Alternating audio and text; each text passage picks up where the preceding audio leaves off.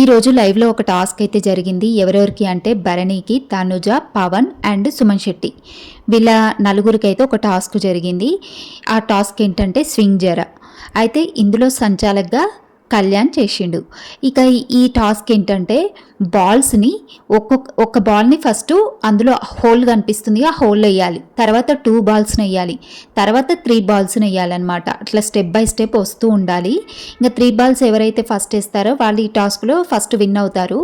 అయితే ఈ టాస్క్లో సంజన అవుట్ అయిపోయింది. లేదు, ఎందుకంటే అమౌంట్ రౌండ్లో సంజనాకి 0 అమౌంట్ రావడంతో ఆమె అవుట్ అయిపోయింది.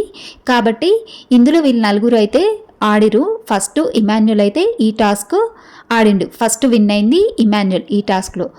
ఇక సెకండ్ పూర్తి చేసింది భరణి గారు పూర్తి చేసిరు. Third demon Pavan, fourth Tanuja పూర్తి చేస్తుంది. ఇక లాస్ట్ సుమన్ శెట్టి అయితే ఈ టాస్క్ని పూర్తి చేస్తారు. ఇక ఈ టాస్క్ ఏంటంటే సెకండ్ ఫైనలిస్ట్ టాస్క్.